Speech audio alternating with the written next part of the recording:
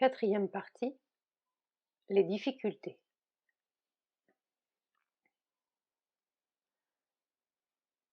Les faiblesses. L'ego. L'ego pense à ce qu'il veut avoir et qu'il n'a pas. C'est cela qui le préoccupe. L'âme est consciente de ce qui lui est donné et elle vit dans une perpétuelle reconnaissance. Abolition de l'ego. On n'existe plus que par le divin et pour le divin. L'amertume dans la vie vient toujours de l'ego qui refuse d'abdiquer. Tout ce qui arrive vient pour nous donner toujours la même leçon. À moins que nous ne nous débarrassions de notre ego, il n'y aura pas de paix, ni pour nous, ni pour les autres.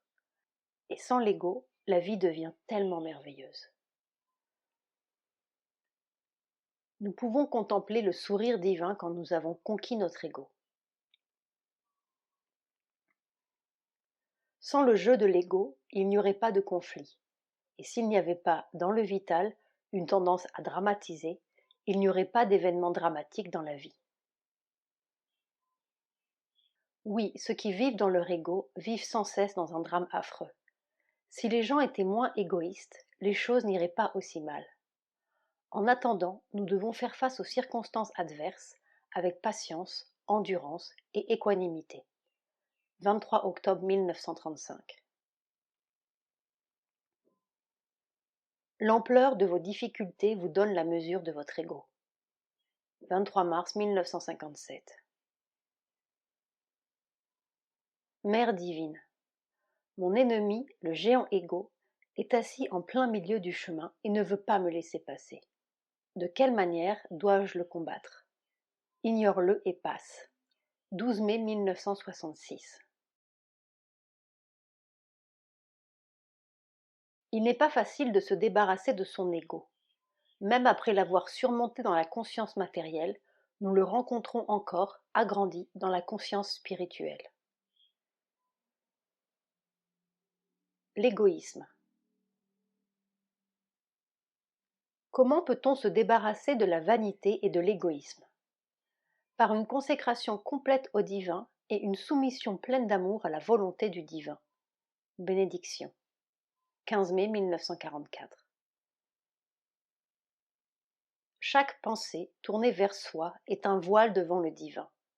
25 août 1944. Nous devons être libérés de tout égoïsme pour servir comme il faut la cause du divin. 26 mai 1954. Être égoïste, s'apitoyer sur soi ne mène à rien. Vous feriez mieux de vous débarrasser de ces deux mouvements mesquins, car ils vous empêchent de sentir l'aide et l'amour du divin. 25 mars 1965. L'orgueil. Orgueil, un grand obstacle au progrès. Ce n'est pas l'âme, mais l'ego et son orgueil qui ressentent la défaite et l'humiliation. La vanité. Vanité, une des formes les plus fréquentes du mensonge. Il vaut mieux être que paraître. La vanité est le plus précieux obstacle à la vraie grandeur. Il fut un temps où tout ton amour-propre t'était très utile. Il t'a empêché de faire beaucoup de bêtises en te disant qu'elles étaient au-dessus de ta dignité. Mais maintenant, c'est le plus grand obstacle sur ton chemin. L'ambition. Il faut prendre garde constamment à ce que notre ego n'intervienne pas. N'est-ce pas, ma mère? Certainement, ceci est exact. L'ambition est toujours une source de trouble et de confusion. 16 mai 1934. En se détachant des actions ignorantes du mental et du vital, ainsi que de toute forme d'ambition, et en permettant à la Mère divine d'agir selon sa propre volonté, on peut trouver la paix et le bonheur intérieur autant qu'extérieur, et c'est, je crois, la manière de servir la Mère avec gratitude et sincérité, n'est-ce pas? Certainement, L'action sans ambition, sans calcul égoïste, est la condition de la paix et de la félicité intérieure autant qu'extérieure. Derrière toutes les ambitions, il y a une vérité qui attend le moment opportun pour se manifester. Maintenant que l'ambition a disparu, c'est le moment pour la vérité, le don et la capacité de se manifester. Prends bien soin de ne pas enfler, mais je suis avec toi pour t'aider à faire quelque chose qui pourrait être intéressant. La jalousie. Une partie de mon être a contracté la mauvaise habitude de devenir misérable après le pranam. Elle devient jalouse de certaines personnes. Ne pensez-vous pas que je dois avoir la force de rejeter cet obstacle? Certainement, mais alors il faut le faire en toute sincérité et n'admettre d'aucune façon les mouvements de jalousie. 16 avril 1934. Je ne comprends pas pourquoi mon Vital est toujours jaloux de X. Apparemment, il n'y a aucune raison valable. La jalousie n'a jamais de raison. C'est un mouvement très bas et ignorant. La jalousie provient d'une étroitesse d'esprit et d'une faiblesse du cœur.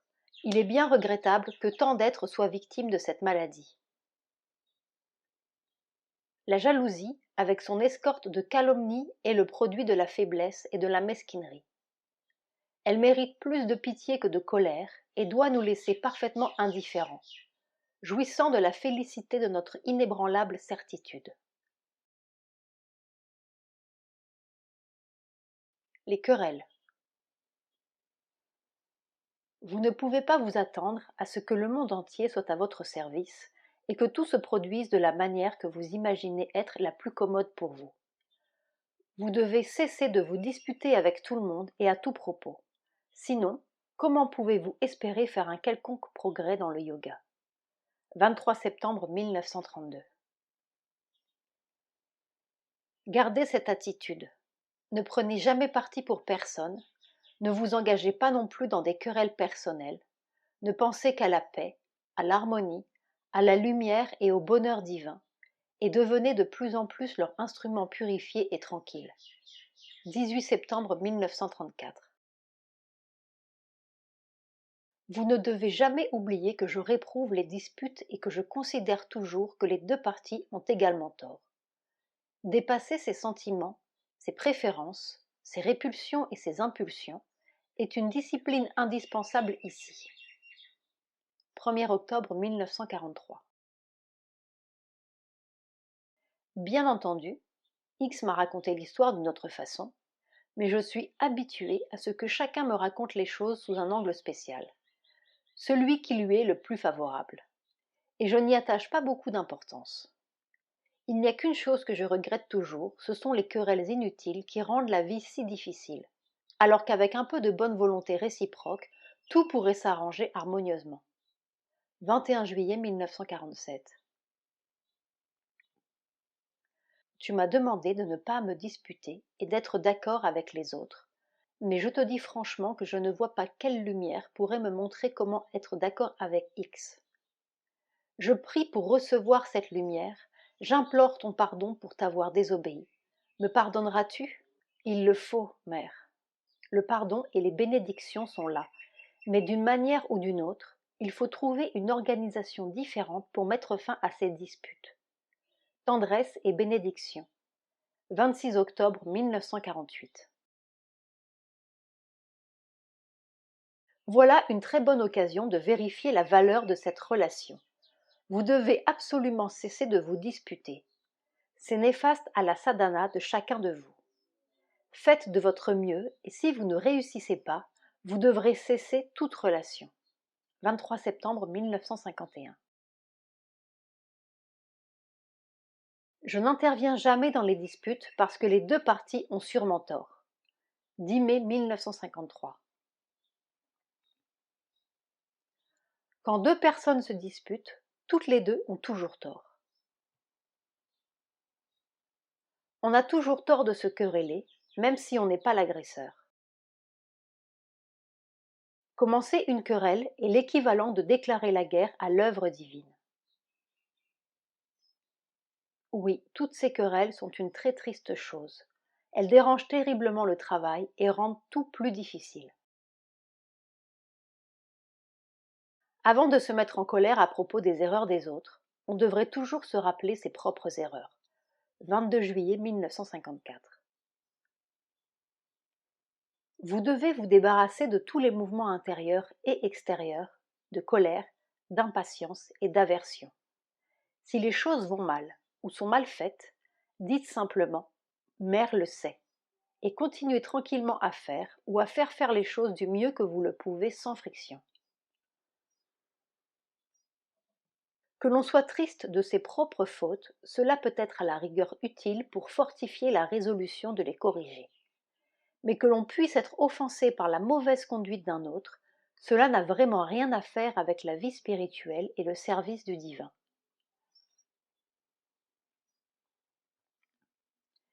Il est vraiment grand celui qui ne peut être ni insulté, ni offensé. Que faire si une personne vient se quereller parce qu'on a accepté un cadeau dans un cas et refusé dans un autre? Que faire pour éviter une telle amertume dans son entourage provoquée par des refus répétés? Quant aux mauvaises volontés, aux jalousies, aux querelles et aux reproches, il faut être sincèrement au-dessus de tout cela et répondre par un sourire bienveillant aux paroles les plus amères. Et à moins qu'on ne soit absolument sûr de soi et de ses réactions, il vaut mieux en règle générale garder le silence. 6 octobre 1960. Comme d'habitude, c'est seulement un malentendu. Et comme d'habitude aussi, l'ego de chacun, par sa réaction, amplifie l'incident et l'aggrave.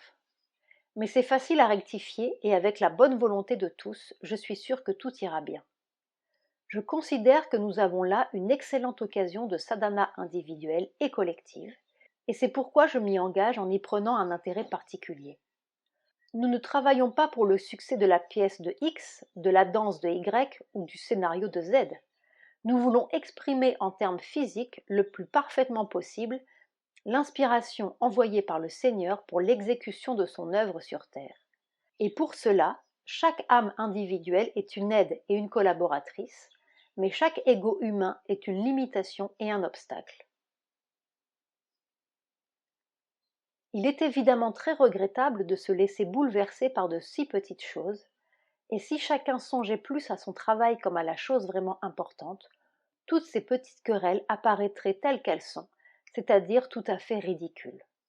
J'espère que tout va s'arranger bientôt et que l'harmonie régnera de nouveau parmi les travailleurs de la boulangerie. Avec mes bénédictions. Mes bénédictions et mon aide sont toujours avec toi et avec ceux qui travaillent à la boulangerie afin que l'harmonie règne parmi vous de plus en plus. Ce monde est plein de misères pitoyables, mais parmi tous les êtres, les plus à plaindre sont ceux qui ne sont pas assez grands et assez forts pour être bons. 18 septembre 1963. L'hostilité, le recul et la défiance me semblent si inutiles. On pourrait si facilement être amis les uns des autres. C'est justement ce que le Seigneur suprême se dit quand il voit la vie des hommes sur la terre. Tendresse et bénédiction. 14 septembre 1969. Nous parlons d'union et nous disons que nous y travaillons. Mais l'esprit de dispute est parmi nous. N'allons-nous pas vaincre cette insincérité? Je suis ici pour vous demander de le faire. Et la meilleure manière est de s'unir en se mettant au service du divin. Bénédiction. 12 mars 1972. Pas de dispute, pas de querelle, la douceur d'une vie sans heurts. Extirpez la division de votre cœur et ensuite vous pourrez parler d'absence de division. L'étroitesse est le parti pris. Tout le mal vient de ce que vous ne pouvez être d'accord avec quelqu'un que s'il se conforme à votre propre conception et que son opinion et sa manière de faire sont en accord avec les vôtres. Il faut élargir votre conscience et comprendre que chacun a sa loi propre. Il faut trouver le terrain d'entente et d'harmonie dans une heureuse combinaison des volontés individuelles et non pas essayer que tous soient pareils dans une volonté et une action identiques. L'un des principaux obstacles à l'établissement d'une harmonie progressive est notre ardeur à prouver à un opposant qu'il a tort et que nous avons raison. Je suis content de votre nouvelle organisation. Espérons qu'elle marchera bien. Tout dépend de la mesure dans laquelle chacun se soucie davantage de l'harmonie que du triomphe de sa propre volonté. Comment pouvez-vous attendre des autres qu'ils respectent un accord quand vous ne le faites pas vous-même? Comment espérez-vous sortir de votre superficialité si vous continuez à ne percevoir qu'un aspect des choses? Juin 1931. X a bien des raisons de penser et de sentir comme il le fait, mais il doit comprendre que les autres aussi ont leurs raisons de penser et de sentir, même si elles sont différentes des siennes, et qu'il ne doit pas les mépriser ni les insulter. La maladie la plus répandue parmi les êtres humains est l'étroitesse d'esprit. Les hommes ne comprennent que ce qui est dans leur propre conscience et ne peuvent rien tolérer d'autre. 24 septembre 1953. Celui qui considère seulement sa propre opinion devient de plus en plus étroit. Pour chaque problème, il y a une solution qui peut satisfaire tout le monde, mais pour trouver cette solution idéale, il faut que chacun la veuille, au lieu d'essayer d'imposer aux autres ses préférences. Élargissez votre conscience et aspirez à ce que tous soient satisfaits. 28 août 1971. Vous ne voyez que votre côté de la question, mais si vous voulez élargir votre conscience, il vaudrait mieux regarder impartialement tous les côtés. Plus tard, vous découvrirez que cette attitude a de grands avantages. 17 septembre 1971. Tant que vous êtes pour les uns et contre les autres, vous êtes nécessairement hors de la vérité. Paroles de la mer, volume 2.